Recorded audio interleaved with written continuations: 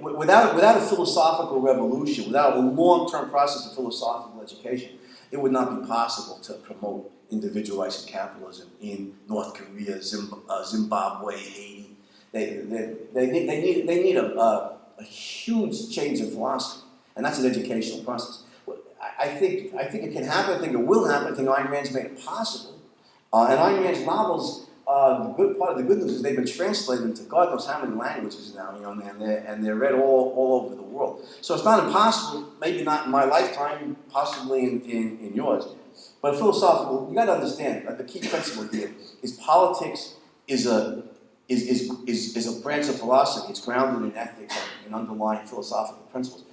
The reason you saw the American Revolution in the 18th century is that's the Enlightenment period. That's the cultural commitment to reason and egoism, the right of individual to his own life. You need that philosophical base in order to have a political system of individual rights. By the way, it's not a historical accident.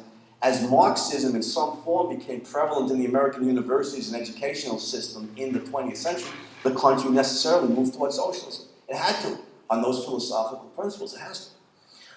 So you need a philosophical revolution. Even in America, never mind Haiti.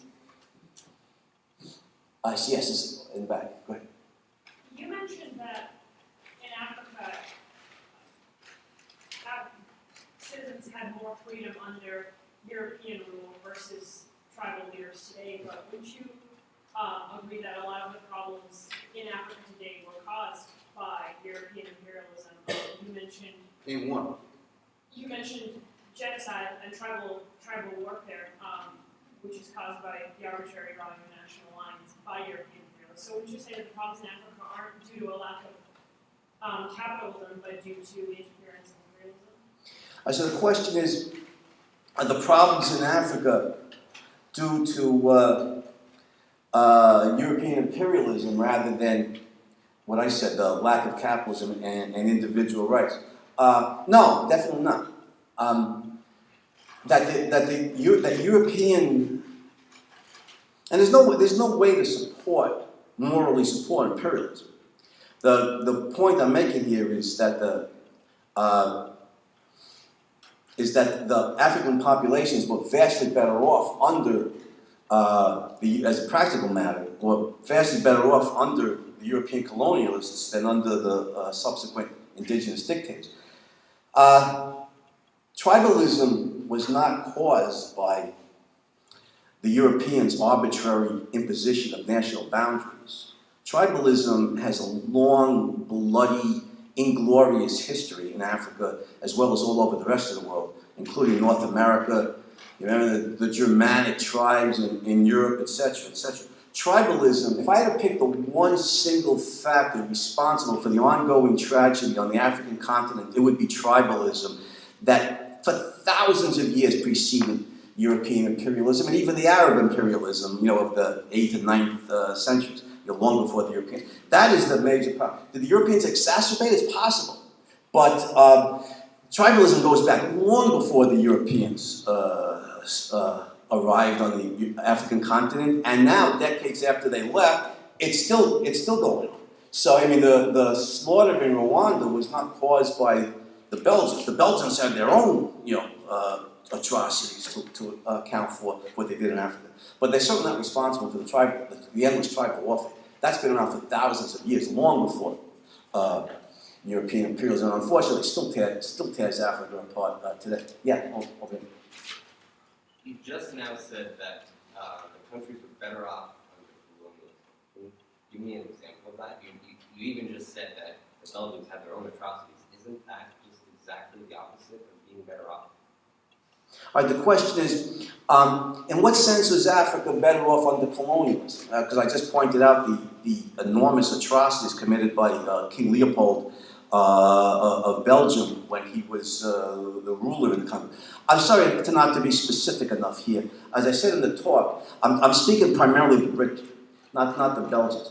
The British had some, and they were brutal enough, although they were like pikers compared to Idi Amin.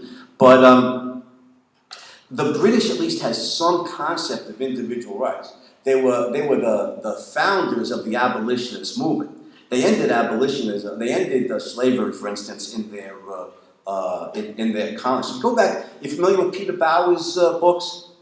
Well, you read P.T. Bower. He's a British economist. He's a development economist. You go up on Amazon. P.T. Bower. Again, he's British, so it's Peter Bower. He can give you, all of the dates and the figures and the statistics to show the enormous economic growth in Africa under British colonial rule, and how the building of infrastructure, the wiping out of diseases, the abolishing of slavery, putting a temporary end to tribal warfare. If you want the names, dates, figures, and numbers, you can read about. But I was referring to the British. You're right about the Belgians. They were brutal. Well, I'm not sure they were as brutal as some of the indigenous. I'm not sure even the Belgian war was as bad as living in Somalia today, or living in Rwanda during the slaughters of the 1990s, or living in Sudan if you're black under the jihadist regime of Khartoum. I'm not sure even the Belgians could match that. Yeah, this gentleman. You mentioned that after you talked about the British withdrawing from Africa in, I believe it was 1952. What would you say? How would you explain the Islamist movement that started in Africa after the British withdrawal? How would I explain the Islamist movement that started in Africa after the British withdrawal? Now let's get some definitions here. What I understand, now I never heard the term Islamist prior to 9/11. It's probably been around before then. I just wasn't paying attention. So I've asked a whole bunch of people, what the hell does that term mean? Because it's clearly not used as a synonym for Muslim, right? It means something else.